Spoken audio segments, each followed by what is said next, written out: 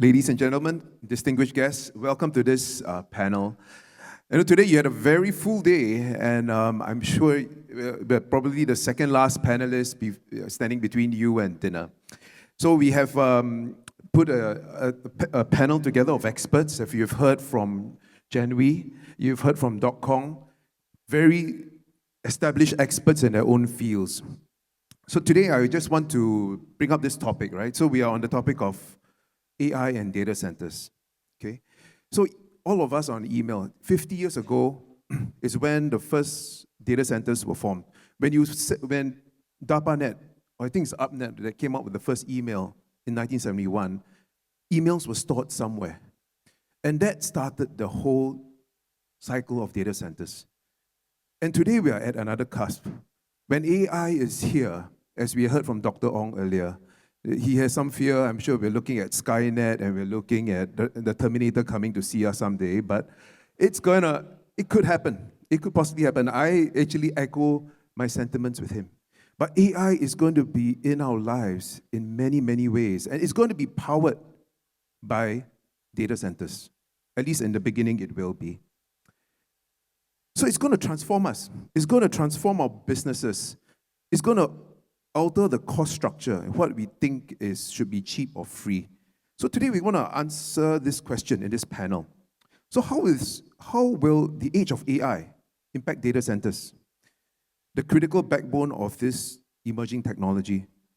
And more significantly, how will these changes reverberate through business and affect each one of us?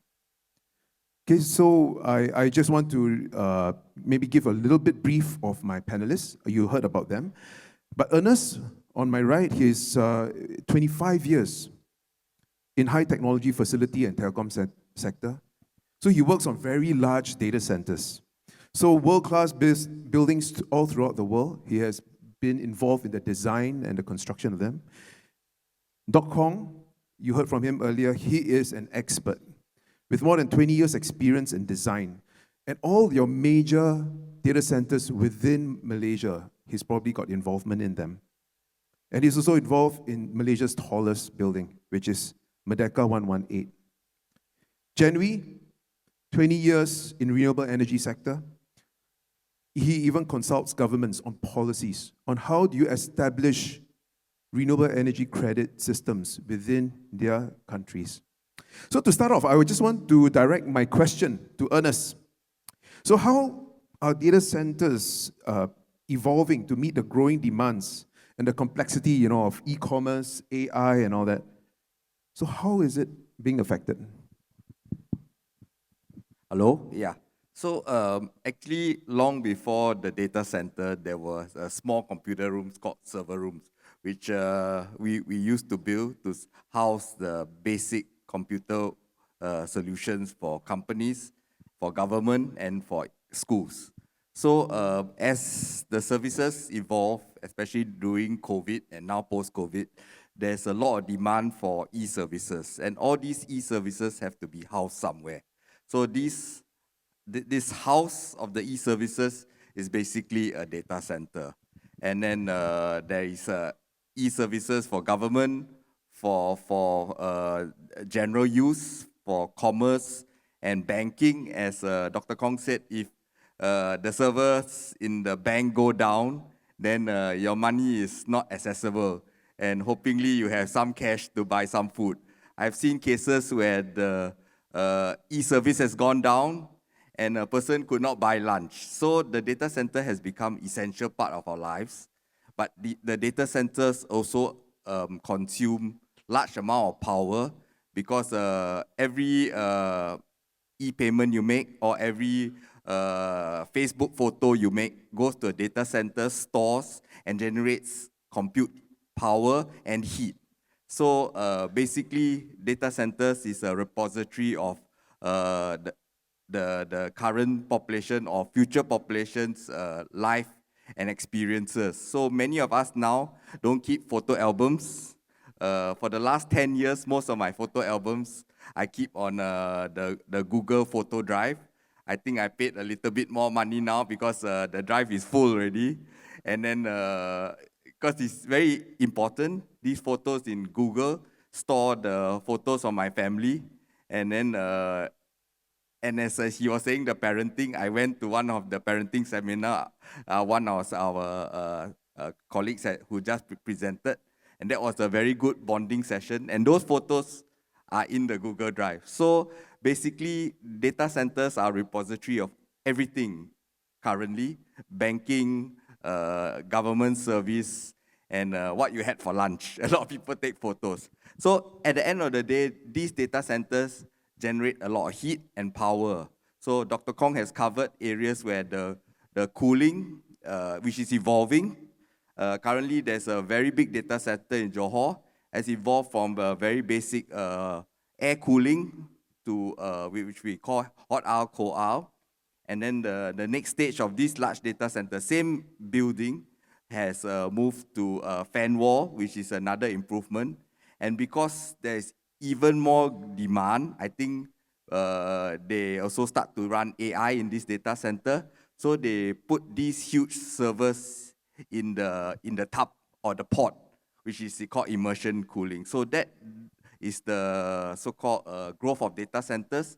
And as AI grows, I think we must find more innovative ways to cool the data center or the servers. And finally, the servers, I just watched the video on YouTube that these servers are also being enhanced to use less power, have better computational design so that produce less carbon. Maybe that, I hope, answers your question. Wow, very Melvin. comprehensive. Thank you.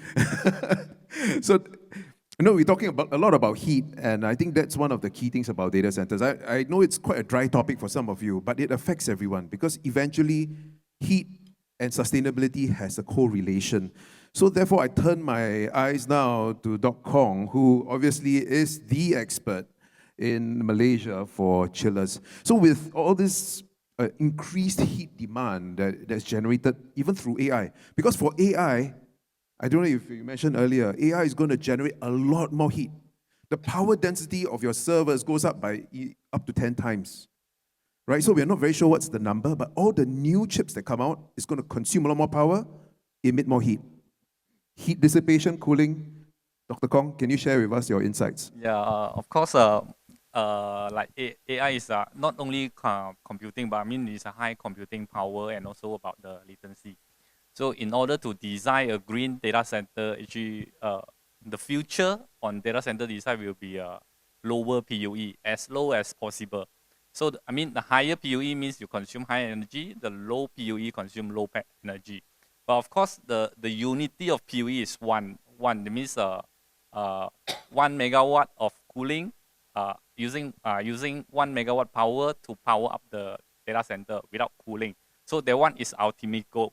But you know that the server racks need cooling, so it's unable to achieve the PUE of 1. So you need some cooling power to cool the server racks. So at this moment, the available technology at this moment is still the most efficient is still the immersion cooling at this stage. Yeah. So moving forward, for AI technology, even with the latest chips, the GPU, all these things, actually, most of the latest data center designed to direct liquid cooling and also immersion cooling. But I mean, besides data center, actually, all the cooling method can also apply to other industry like semiconductor, where actually you can do a direct liquid cooling to your the fab or the wafer equipment machine, things like that. So actually, all this innovation is not only for data center; it also can be applied to other industry. Thank you, Dr. Kong. Even with the best methods of cooling and efficiency, there still will be emissions, regardless of how you do it. And the future is about carbon neutral, or even if we can stretch it much further, net zero data centers. So the only way, as we have heard from Mr. Kang's very passionate sharing earlier, REX is one of the methods.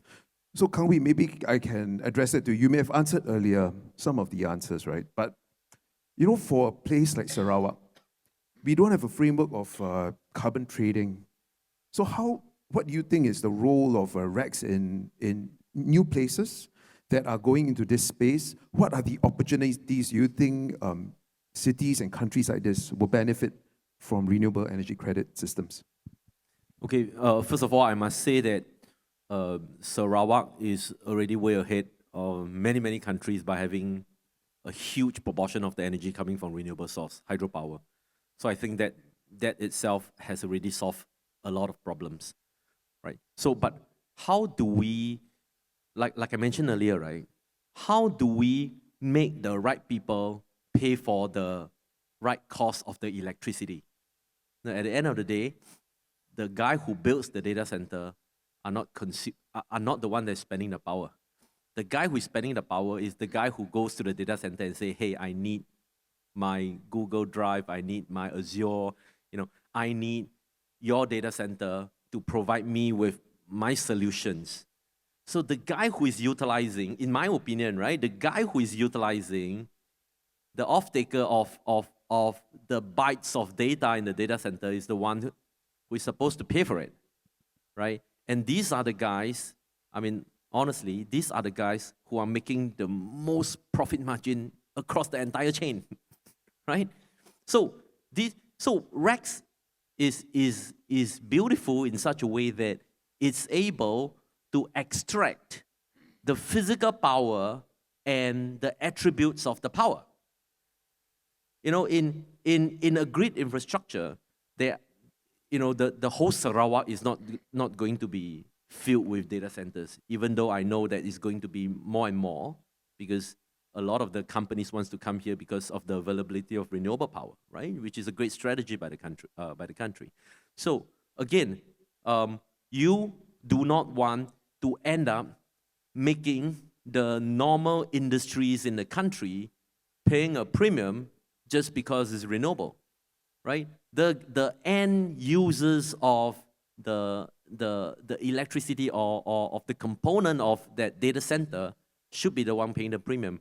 But in a structure whereby, let's say SCB is selling the electricity to the data center, it's really very hard for the utility company to be able to charge premiums that way, right? So by unbundling the environmental attributes, and by the way, the reason why REX is being created like 30 years ago in Europe and US is because they want to unbundle it to differentiate between renewable power and non-renewable power, right? So this is a great concept, and I think there is a simple way to generalize and create a system, right, to enable the buyers to be able to buy the certs and the power separately according to who needs to buy what.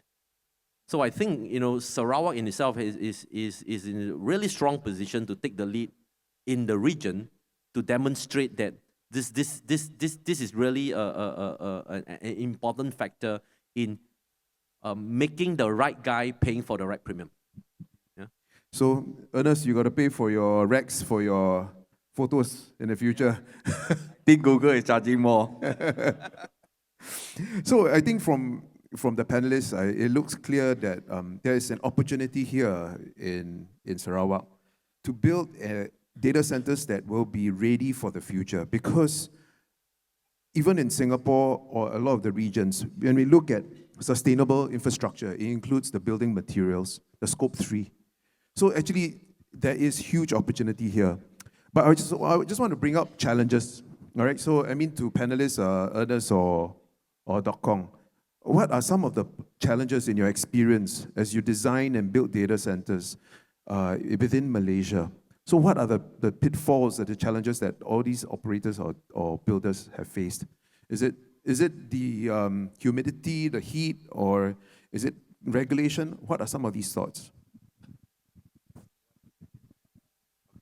I think the main challenge is the machines are getting hotter, much hotter, and with AI, there's not only one set of chip. In previous days, just the central processor.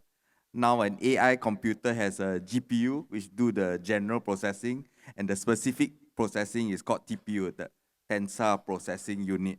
So the computer basically is a bigger computer, is what we call a high performance computer.